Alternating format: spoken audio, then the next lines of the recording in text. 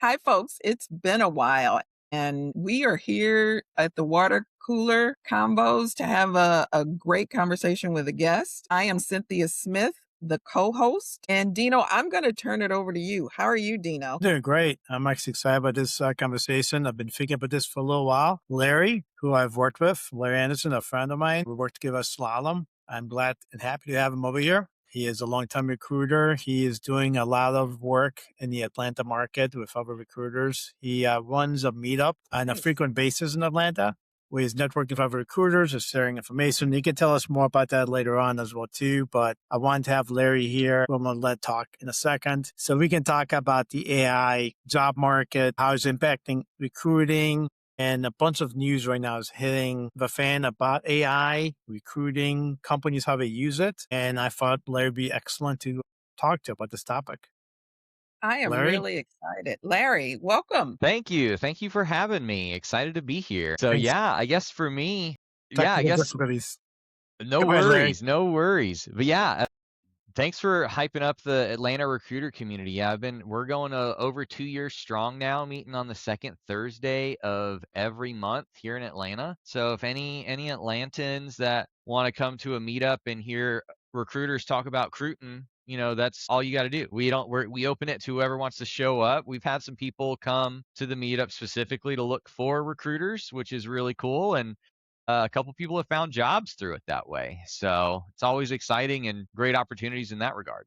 So It's always great anytime we can actually help somebody else out find a job. yeah, And, for you know, sure. That's awesome. it's a great way to learn about the industry, learn about your field, network. We all need to do a better job networking, and you've done an Yeah. amazing job with that in Atlanta market where you live. Cynthia, welcome back. I'm Thank guessing you had you. some kind of technical difficulty.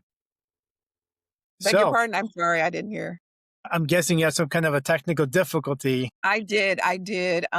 My battery, and I couldn't find my adapter, so I ran and got it. So, No worries. No yeah, so worries. sorry about that. Technology doesn't always work perfectly, and one of those Not things are perfectly. batteries. So, Well, Larry, Larry, welcome. I'm go ahead. so excited. I'm so excited for this conversation because, and Dino and I have talked about, what's going to happen to the job market in the future with the way AI is shaping things or seemingly shaping things. Yeah. Well, the future is now in that regard, right? Like with AI, like it's funny. It's almost like that dystopian future where AI from the candidate perspective is being read by the AI on the employer perspective, right? So it's interesting hearing from both sides, right? Of what are candidates doing with AI to do their best to get through to getting hired, and what are employers doing to deal with the flood of applicants, both real people using AI as well as non or more adversarial people flooding it and trying to do like get one over on a lot of these employers Mm, too. So it's a lot of things going on in the market right now, and it's definitely in its the Wild West, if you will, on both sides, mm, right? The difference is on the employer side, there's more regulation, but on the candidate side, there's none at all, right? They're able to do whatever they want and whatever they can. And I frankly am on the side of the candidate. Like really? it's just as hard as ever. Oh yeah, 100%. Like I think if you're not using AI as a candidate nowadays to get to a job, you're handicapping yourself, Mm, right? Like it's going to do that much better to help you in the application process, but I will say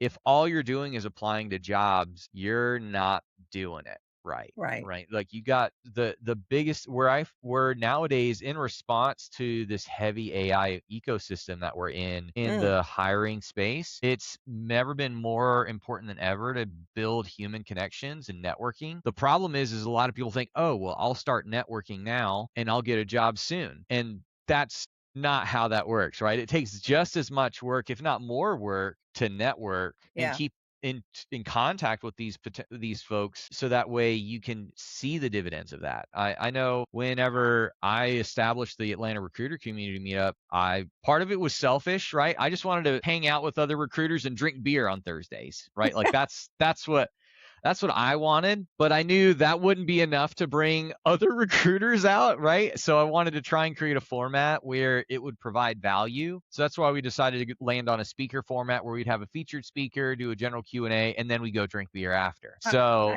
but Yeah. but with that, another part of that too is I wanted to be able to build this network so that way, if I was in the job space, and at the time had been unemployed for quite a few months at that point. This was post my first layoff during the 23 to 25, lovely time there when the great layoffs were happening. I don't know if y'all are familiar with layoffs.fyi, but it's a site that tracks a lot of major tech layoffs. And Yes. yeah, that was the thick of it there. And so I was selfish, like maybe I'll build this network and eventually I'll get a job through this network, because I know I won't be able to get it now, but maybe 6 months down the road or 12 months down the road, because I've been putting in the groundwork, I'll be able to get a job. Or if I don't get a job, people will come to me with jobs and I can give them to other people that regularly attend the community. Nice. Yeah. And that started happening right around that 7 or 8 month mark, where people were coming and saying, "Hey, do you know any recruiters that are looking?" Of like, of course I know recruiters that are looking. I can certainly point you, if it's not a good fit for me, I can certainly point you to some people in the organization that are looking, that fit that criteria that you're targeting. So I that's love the that. thing though, is networking is just as hard as applying. Applying to a job is as easy as it's ever been, right? With I all the agree. AI tools that you have, and you can apply to, like, people have developed Claude agents to apply to jobs automatically, Yeah. right? They don't, it just scrapes, they set up a string of criteria that they want, and the agent will, scan the internet once an hour, twice an hour, whatever their token Mhm. consumption Mhm. they're willing to pay. And then they don't even worry about it until they see, hey, we'd love to schedule an interview with you, right? So that's the thing, is it's easier than ever to apply, but at that same rate, that means there's a lot of non-candidates out there that are also applying to those same jobs. And we can call them whatever we want, but they're not candidates, right? They're people trying to bamboozle their employer, get someone that's illegitimate into the space, right? There's a lot of reasons why there are adversaries out there in the candidate market that are like trying to provide fraud to these companies. It's a lot of different ways of doing it, but it's just as easy for them to flood the market as it is a real candidate to flood their resumes out there in What applications. about the So ghost jobs? I've heard yeah, there are so fake job there posts out there. there have been some reports of companies putting out jobs out there just to make it look like they're hiring, so that way it can look better for potential shareholder reports of, oh, we've got X number of jobs out there. The problem is that's very short-sighted. And Yes. then when the next quarterly report comes out and you got to share it with your shareholders, it's like, oh, it turns out we couldn't really hire those people. Dang it. Yeah. Gosh darn it, right? So there are some short-sighted things out there, but one thing, there is a bit of a misunderstanding out there too. There are things that in recruiting we call evergreen roles, and these are roles that we are always hiring for in industries. Think of it like hospitals, right? They're always hiring for nurses. I Yeah. promise Yeah. you can call Yeah. any hospital. It's like, oh, you're a nurse. We'd love to hire you, right? So they're always going to have those jobs open.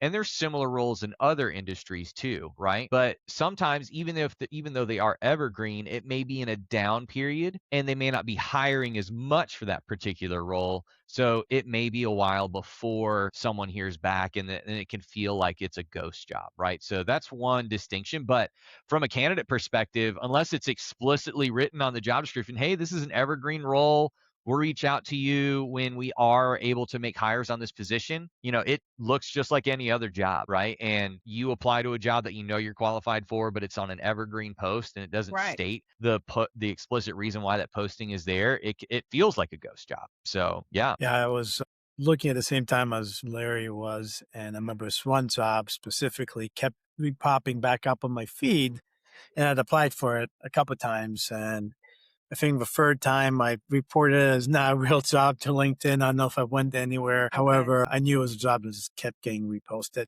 Talking about networking, I had an interesting situation this week. Someone reached out to me wanting a job in my team, but I'm not hiring.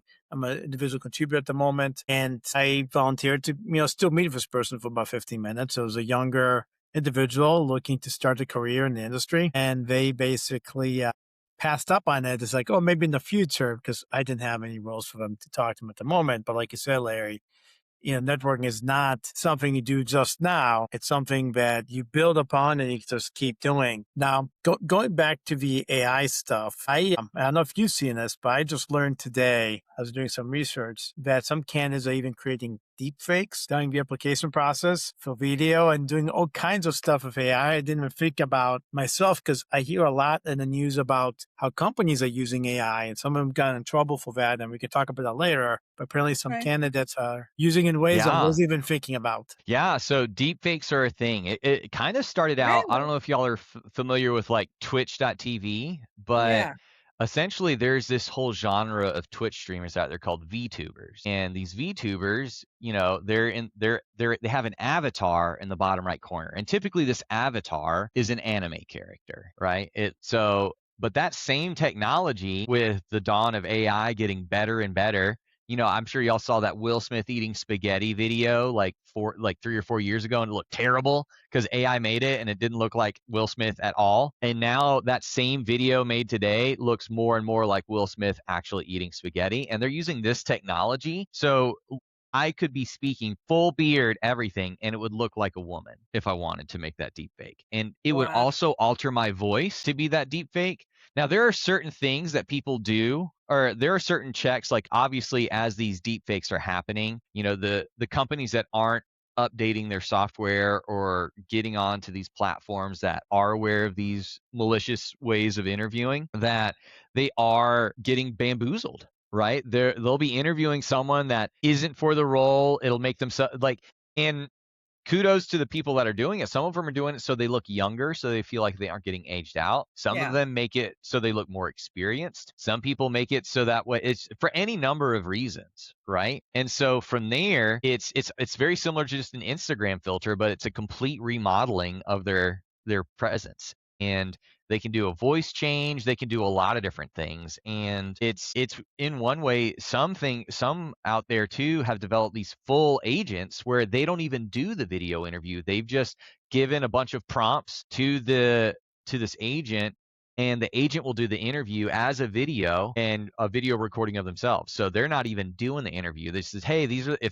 the kinds of questions. This is my resume. Here's some additional context here, and go from there, right? And because Claude's so good at developing Yeah. your tone and the words that you would say, or if you prefer, I think Gemini is a little bit better for tone as far as like word, like the Okay. phrasings and things. You can use a variety of different AI tools out there to help make it sound more like you. And So when it where gets where to, if that where AI does out there is not designed to determine if you're a deep fake, then you're bamboozling the system. so where do these people get caught at? So I'm When they faking show up, this like if it works throughout, and it sometimes it can get all the way until the hiring process, right? Like it can be someone different shows up, and this isn't a new phenomenon. Even No, before the fair. dawn of AI, Yes, right? yes. Like there were people off camera feeding answers to someone in the That's phone, true. right? Like That is true. before video chats were a common thing, it would just, hey, just take this interview for me, and they'd hand the phone over, Well, and right? So always, it's people faking their credentials like that pilot mhm, who's officially now a pilot. What did he logged how many yeah. hours? Well, here's another one. A very famous college football coach, George O'Leary, said he Okay. graduated from the Yeah. University of Notre Dame, never even attended. And he had multiple coaching jobs under that fake graduation. My And then goodness. finally, Georgia Tech says, wait, you didn't graduate from Notre Dame, liar. And then they fired him. So it's not a new phenomenon. It's just the technology's getting better and better to Yeah. enable these bad actors. Yeah. Yeah. Yeah, and you and I talked a little bit about that earlier this week. It's on both sides. It's enabling us to do many wonderful things, Mm-hmm. and it's also enabling the bad actors as well. So, Yeah, it's the technology, and again, I'm on the side of the candidates, right? Doing yeah, whatever you great. can. I'm not. That doesn't mean I'm on the side of the bad actors, right? I think that's where it sucks, but I don't disparage a candidate for anything that they're trying to do to get an edge in this market right now. Agreed, agreed. Because some of them, these platforms just seem like bottomless pits. You don't know where your Yeah, resume goes. There's no workflow in terms of response. So, I'm right there with you. I mean, as a recruiter, and now I'm working for a recruiting SaaS company, right? mm, My anytime a candidate asks me for advice, I say, "Hey, it's just like the lottery. You can't win if you don't play. So do agree. apply to jobs, but at the same time, if that's all you're doing to hope to get a job, you're not doing it. You got to networking is a big thing, and start small. Make it one person that you outreach that you know, and just have an accountability buddy. Make that be your Yeah. first networking. Then who do they know, right? Can you introduce me to them? Great. And it doesn't have to be necessarily for a job. It's just, hey, this is what I'm looking for. Do you happen to know anybody, right? And you'll get better and better at developing those networking skills, just like you would interviewing skills. It's something that people acquire. It's not, no one's a natural interviewer, no one's a natural networker. You get better and better the more you practice it. Totally agree. Yeah. Yeah, Nice. definitely. And Dino? the we said you can't win without unless you play. It's something that I've said to many people, but it's 100% right. You have to network, and it's not something you just do only when you need a job. You got to do it continuously. And sometimes it pays dividends, sometimes it doesn't. I'm always helping people while they're looking for work. I'm helping a few individuals the past couple weeks. And one of them I was just talking to basically because he had the same concern about using AI on his resume because I forgot which version he was using or which large language model. I think he's using Yeah, yeah. Copilot. He was Okay. worried about Copilot putting stuff in there that is not really him. And he basically wanted himself to be authentic. And I told him what I did back in the day when I was using AI on my resume, same time period you were at 23, 24 after slalom, is that I asked AI not to add any skill sets. It didn't Mm-hmm. find existingly on my resume. When I was using AI to build cover pages and thank you emails, I had the same instructions in my prompt, my AI prompt. Don't add any skills you can find in my resume or my LinkedIn profile. Because my LinkedIn profile can be a little bigger and has a few more skills. And this way I don't have to, answer any questions I don't even know how to answer to begin with because they come up in the interview. And or I'm not the guy who wants to fake it till they make it at the next job either. So for me, that was important. Now you were starting to mention something and it got me thinking about the Workday story out there. Yeah. And you were talking a little bit about some age discrimination and some other stuff. I know there's a specific candidate is an African Mm, American individual over the age of 40 who has a lawsuit right now out there against Workday. I think it's in the California courts. And I'll let you talk about that Yeah. because that one's definitely caught my interest. mm, For sure. It's caught all of recruiting in interest as well, right? Because it's a massive deal. Workday is one of the largest HRIS systems out there. And because it's an HRIS, like every massive HRIS, they have a terrible recruiting plugin that recruiters hate working in. But that being said, with Workday, essentially what the premise of the lawsuit is Dino kind of summed it up great, where this guy named Derek Mobley, started applying to jobs hundreds at a time and got rejected for every single one. And he knew he was only qualified or only applying to jobs that he was qualified. And some of those jobs he was even rejected within minutes. It's like there's no way someone, and I think he even started to reply really late at night or and different times of the day that would not make sense for anyone unless they had a global team or some kind of automation, hint hint nudge nudge, that was causing this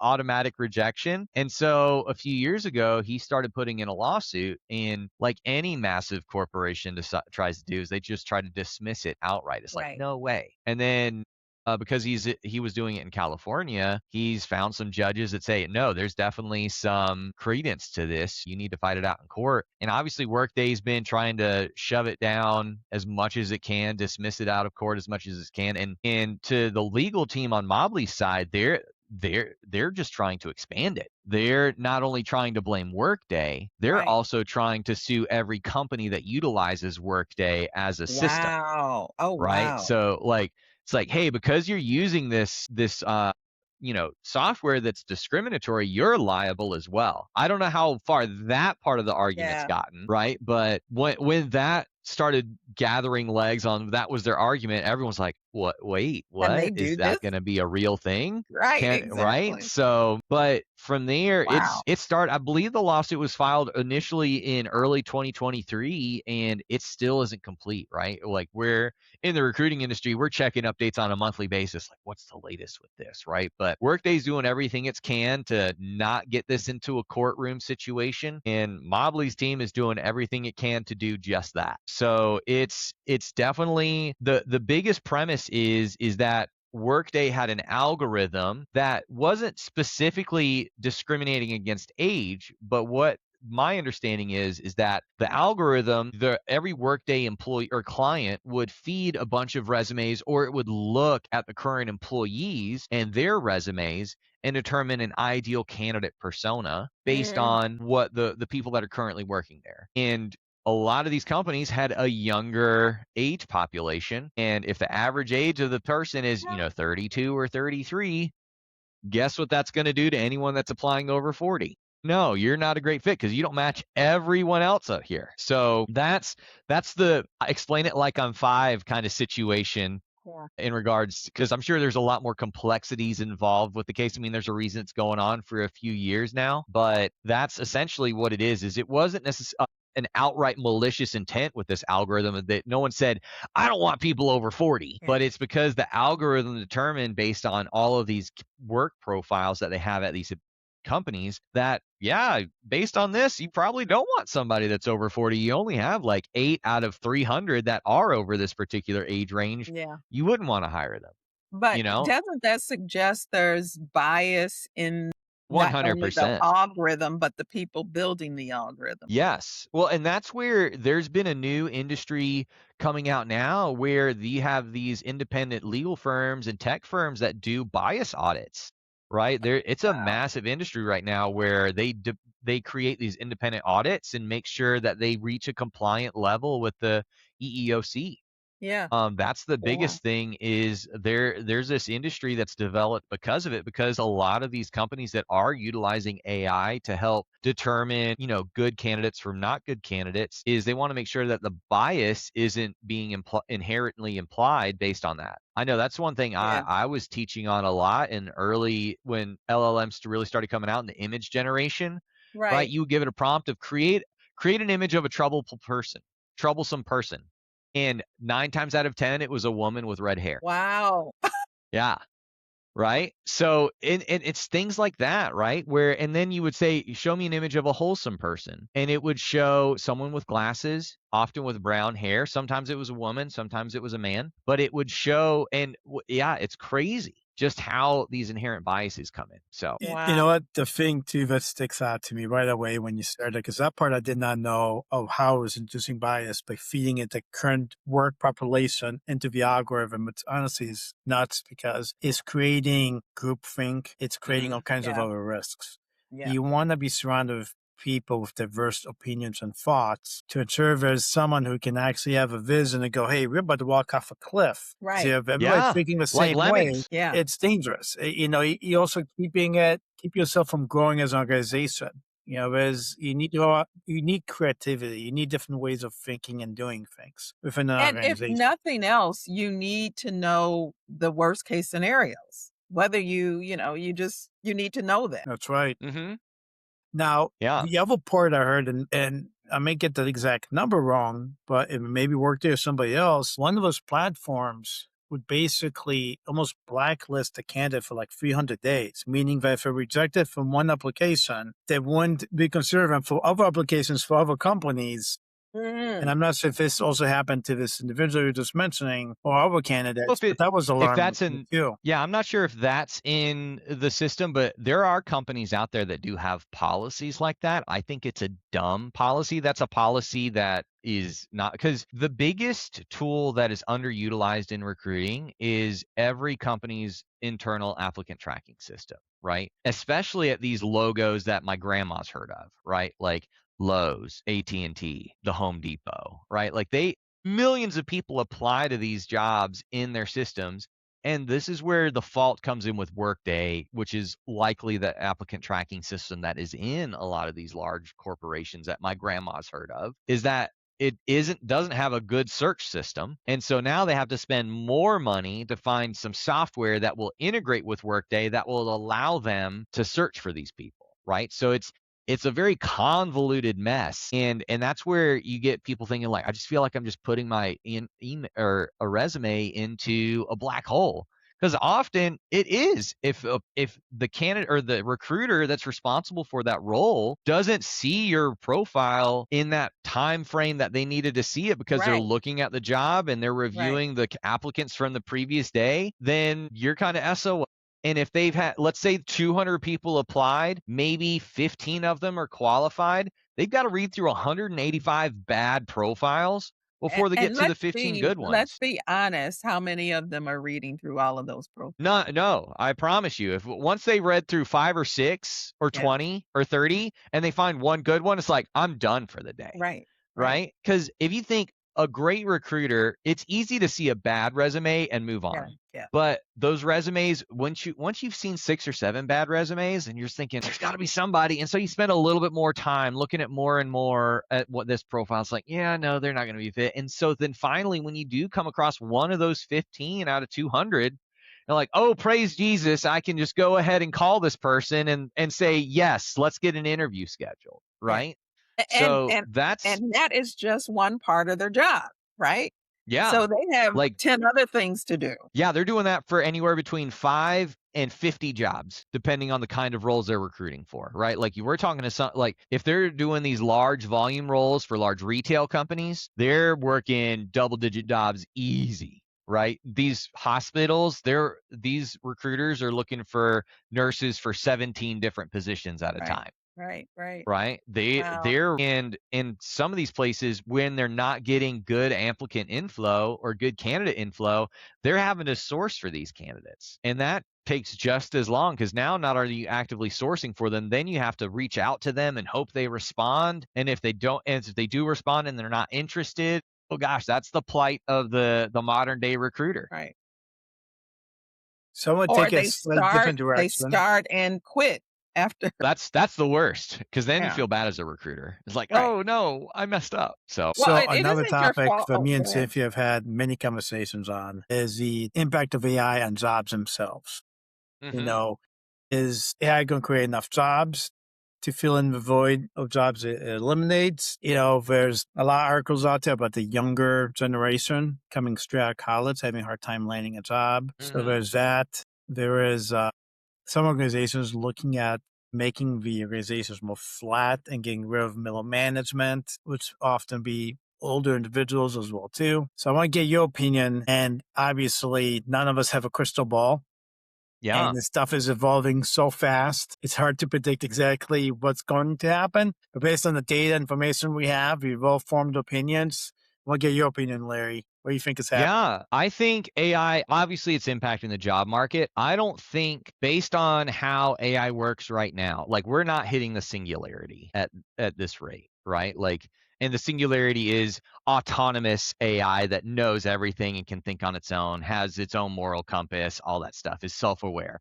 We're not at that point yet, and I don't think we will be unless there's some kind of leap in quantum computing and quantum mechanics that will create that. That's my opinion there, just based, because I geek out. I listen to a lot of these deep learning experts and AI experts, and it's like, yeah, no, it's smarter than ever, but it's still dumb because it's the data Right, that we're putting into it, right? right. And that's the thing, is where it is impacting the job market, is employees that aren't adopting AI to improve their productivity are the ones that are getting left behind, are the ones that aren't going to be employed in the future and are Yeah. going to be finding themselves looking for work, right? Oh, Because totally. it's just like, if I'd have told you 20 years ago, Cynthia, that, hey, everyone's going to have a Gmail, your 5-year-old, your 95-year-old, and everyone in between is going to have an email address, and they're going to be checking it on a regular basis, you'd have said, no, I don't think so. Yeah. This is Well, 2006. I don't even have it, right? maybe not that, but I did do that with HTML when it first came out. I said, "Who Yeah, the heck is going to be programming this?" Because remember, you could just miss a letter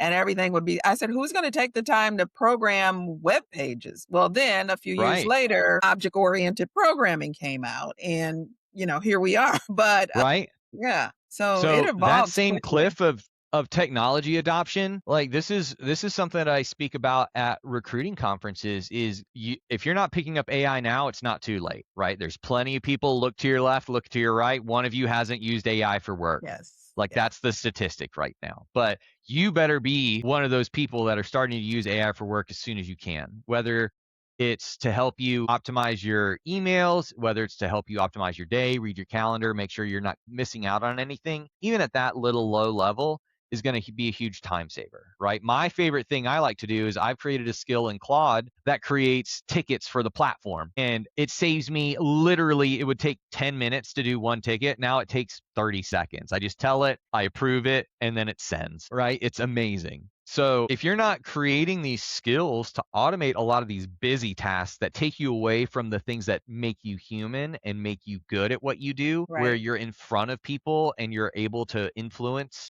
then you're doing yourself a disservice because I you're still agree. trying to build that ticket for your platform, or you're still trying to manage your own calendar. You're still trying to read through those 80 emails, probably only 5 of them being relevant, right? So that's what you need to do early on. And then once you've gotten to that point, that's when you can start having it automate tasks that you do that you just need to review, not necessarily perform, right? And so if you're not beginning that early stage, 5 years from now, everyone's going to be doing it. Well, It's the not going to take one 20 years for people to get oh, an I acquainted with AI. would argue it's gonna be less than 5 years. One thing, like, every organization should be using meeting note taking. If you're now, to me, that is so Yeah. easy, that is so simple. Like, why are and I remember 3 years ago, I started using one at a company, and they told me to take it off. Yeah. But it was insane because I would be in meetings all day, and when would I have time to do the notes? This was Yeah. Mhm. like a no-brainer to me. Cynthia, you want to hear something that will either make you mad or make you incredulous? Okay. The last conference that I was at, it was a big recruiting conference, ERE, and in my speech, I asked everyone to raise your hand. Who here still writes candidate notes with pen and paper or pencil and paper? How many? More than I can count on my 2 hands in a room of about 150. Yeah, they're still writing notes on pen and paper. And then I'm thinking, how much time is that taking for you to transcribe those notes into a system, then formulate your thoughts from those notes, and then and determine who you need to send them to? Why not just at least have an AI note taker take it for you, and you can prompt it on how you want the notes to look, right? So even that, you still have these people that are Luddites, for a lack of a better phrase. And nothing against Luddites. I mean, they wanted to keep construction and like these roles, like they were the ones that were knitting clothes, and then these technological revolutions came out and they got left behind. I totally And understand I am all for writing letters, don't get me wrong, I still write yeah, letters, but for sure. not for work. I'm Right. not handwriting Exactly. any letters for work. Exactly. And it was a scary thought, right? Of what are you doing to make sure you're keeping up? And Yeah. then once you know you're keeping up, what are you doing to differentiate yourself? Because in 5 years, when everyone has AI as a major skill set, now what are you doing to differentiate yourself? And the more we know, and I think you and I touched it, the more you know about what AI is capable of, the less you will fear what it is. Hmm. I think I strongly believe that. And I, Dino and I talk a lot about this, the ethics of it, the critical thinking, all of those things are so important in helping an future generation who only knows technology, how to distinguish between the deep fakes, how to question what they see. Sure. Yeah, I've had this conversation with one of my kids who's going to college about the importance to still study and read and learn to build those critical thinking skills. Yes. Yes. Because in many ways, he's thinking he's going ChatGPT is way for life. And I said, no, you're not. Because if you're going to do that, I may as well not hire you. I may as well just hire ChatGPT to do Right. things. Right. So we've had that conversation a few times. Now, when you guys were talking about handwriting, it reminded me of something which I actually appreciated, but everybody else thought it was weird. When I worked at a smaller consulting firm back 10 years ago, I got a thank you note that came handwritten. Hmm. And I thought it was the neatest thing. And it was my first handwritten thank you note in a very, very long Okay. time. And I Yeah. was going to save it as a souvenir.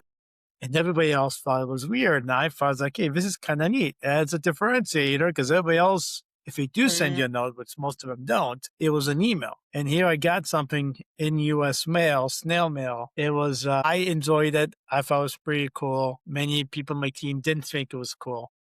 No, I think It that's hasn't happened in a long awesome. time. It is awesome. Well, Yeah. I send a lot of personal thank yous and receive them as well. To your point, Dino, sometimes and Dino knows me, I'm pretty efficient. So I'm like, hey, let me get this email out. I can't waste my time with a thank you letter, a handwritten one. So I think there is value in that, For especially sure. as I don't think of that, but as we continue to brand ourselves, we're becoming brands. Mhm. And so it is a distinguishing feature of that person's brand in some ways. Talk But about I thank you never think notes. I beg have your a pardon? question for you, Larry, and I'm not sure Okay. if it's still the case or not, but I remember reading many years ago that applicant tracking systems, ATS systems, would actually read cover letters with the resumes to score candidates. Do they still look at cover letters, and are thank you Yeah, that's emails a still great even question. reviewed by hiring managers, HR, recruiters, and so on? So yeah, this is a company by company answer, but Mm, I can share from my personal experience. I never read a single cover letter in my life. I hate cover letters. I think they are dumb. As a yeah, recruiter, I see a cover letter, it's like, cool. Where's the resume? Just show me the resume, right? But I've had hiring managers that value the cover letter yeah, more than the resume, right? really? It's the cover letter is so subjective, right? Yes, that's all I can describe it as, right? So, in fact, it's so subjective. My cover letter that I would use when I was applying for roles, it was a template that said, I am providing this cover letter due in part because of my interest Right. in the company, and secondly, because you are requiring me to include a cover letter. That's the first paragraph of my cover letter. And then I had the generic, things that I would tailor in my template, right? But that's the disdain I had for cover letters. And did it hurt my chances? Who knows? Because I don't know if anyone reads those anymore, except, a couple people that I've known in my experience. But I know there are plenty of recruiters that feel the same way as I do. There are plenty of recruiters that feel the exact opposite. It's such a subjective thing. But ATS systems, do ATS systems review them? Do they So use in the scoring? ATS uses so the thing about ATS is they're getting more and more sophisticated as they go. So there are ATS scoring systems that are out there. And essentially what scoring systems do is they do key term matching at its worst. And some of them do have an AI algorithm to sort based on phrases, verbiage, all that stuff, right? Like one thing that was a big hit before these LLMs came out was natural language search. And what Right. natural language search is inside of your Boolean string that would have all the skill sets that you're looking for.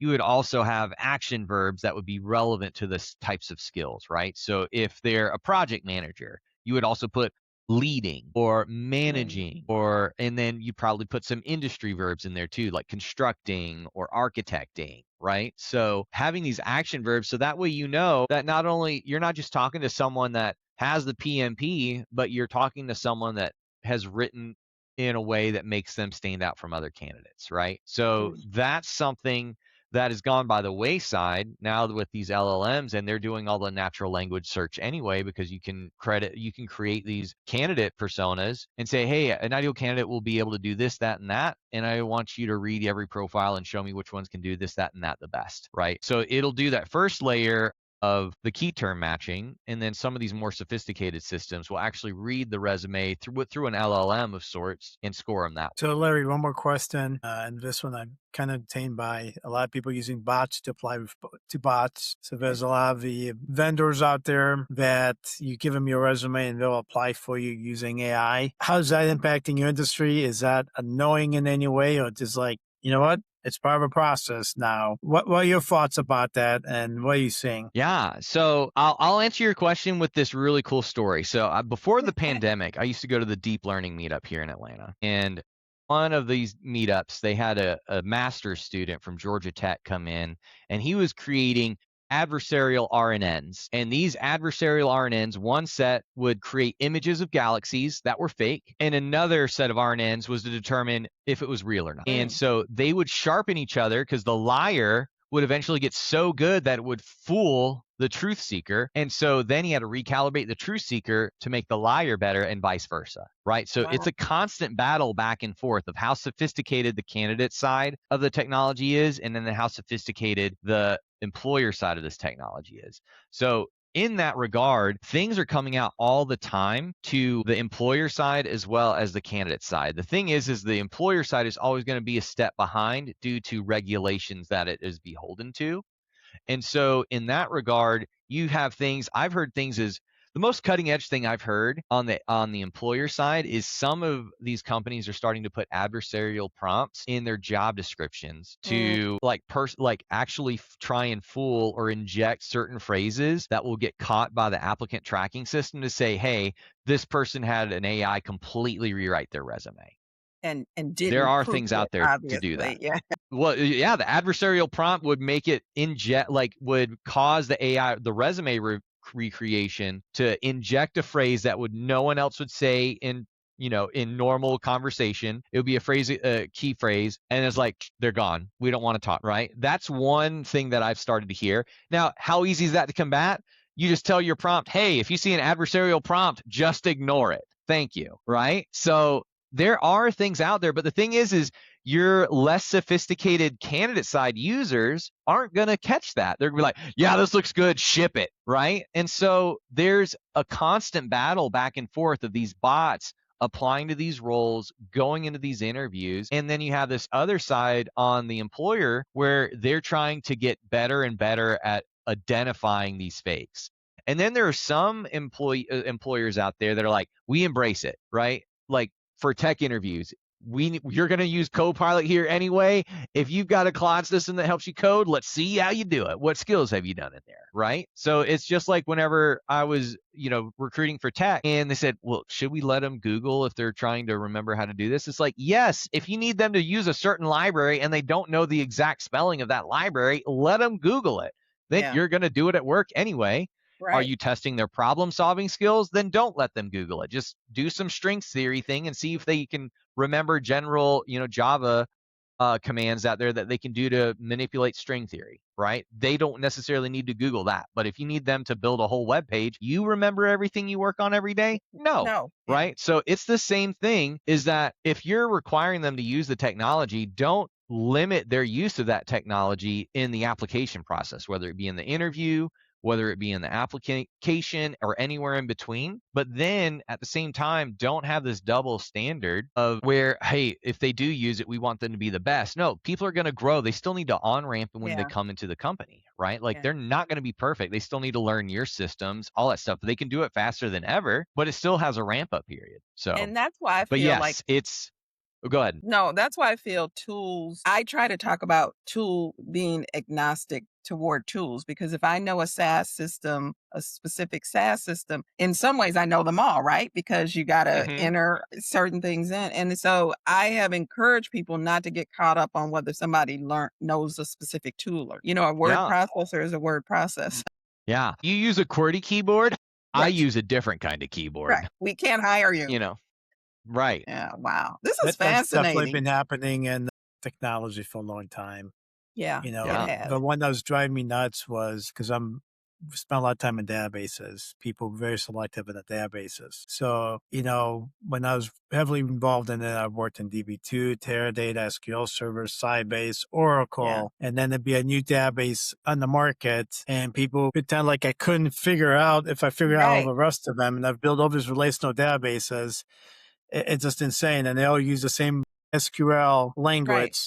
And I had people just be very picky in a specific database. So, Larry, we are about to hit an hour. It's been Yeah. truly Oh, fun wow. talking to you. A lot of great information. Question for you, for all our audiences, especially for job seekers. If you were to give 3 or 5 pieces of advice for anybody looking for work right now, you mentioned networking earlier, what would it be? Yeah. So networking is a big thing. Having your resume is another thing. That the biggest thing with your resume is, let's say it does pass the AI scoring system, right? Mhm. The next Mhm. person it's going to be, the next thing it's going to pass through is the human filter.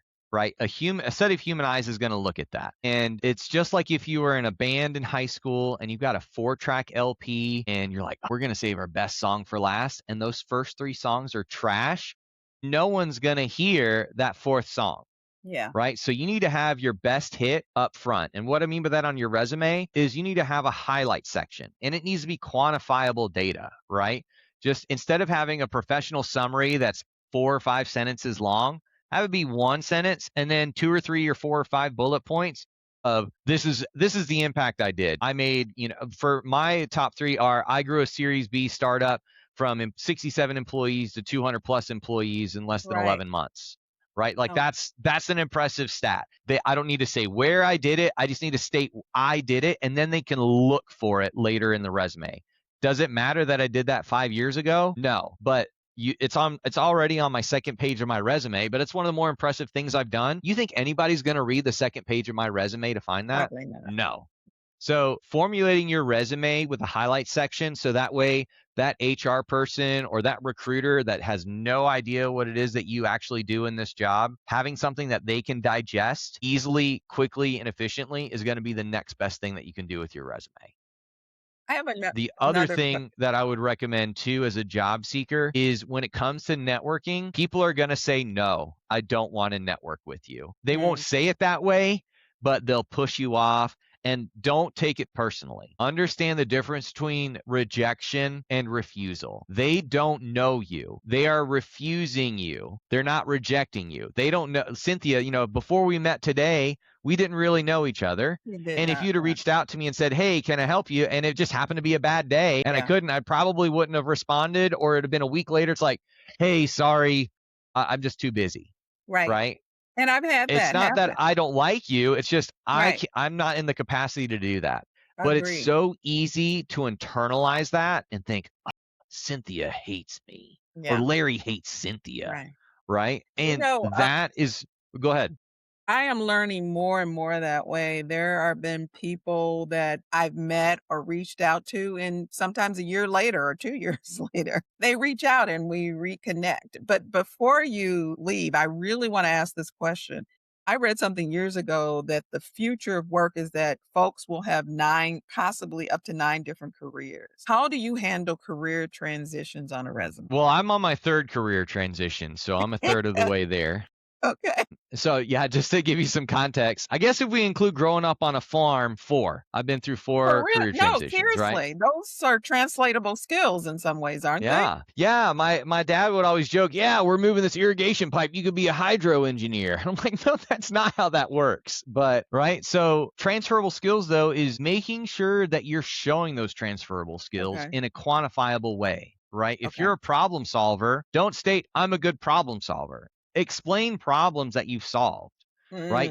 When you're a believable person, what's the first thing you want to hear from them? Trust me. No one says that's believable, right? No one explicitly states, oh, you could trust me. No, I immediately don't trust you. I'm a good problem solver. You're not. You haven't explained any problems that you've solved to me, right? So that's what you want to do is explain the problems that you solved. Those transferable skill sets are the ways that you've problem solved, the ways that you've helped grow, right? And it doesn't necessarily need to be the tools that you use to do it, right? But that you have the mentality and the know-how to do those things, right? And the resourcefulness to do those things. That's what's transferable. And the best resumes will explain that regardless. I could just inject any skill set behind it and it would still make sense. Right. Like I built a 200 per second or 200 transaction per second platform on Java. Oh, let me change Java out and put it in Golang. Right. Like it shouldn't matter what the skill set behind it is. You need to be able to explain the problem that you're solving with it. Okay. Wonderful. Great Thank stuff. You. Yeah. Larry, thank you for being on this podcast. If I'm ever in Atlanta, if you may crash one of your recruiter meetups, I may not be a recruiter. Second Thursday of every month. Every month, second Thursday. I hear there's beer at those things, so I might be there. At least after, if not during. At least after. Or sometimes before. Yeah. Well, Well, Larry, it's been a pleasure. Cynthia, thank you for running this thing, and thank you. Yeah, No thanks for worries. having me. It's been a blast. Always love talking shop. It's Yeah, fun. indeed. And I just want to give a shout out to Dino. He is the consummate networker. We haven't seen each other in a while, but we're always connecting, and he's always trying to find out who you need to talk to. So Dino, good job. I appreciate that about you. So, and Larry, Thank you. great meeting you. Great All meeting y'all right. as well. All right. Talk to you soon. Hang tight as we sign off, Larry, and we'll connect on the other side. Sounds good. Bye, everybody. Bye, y'all.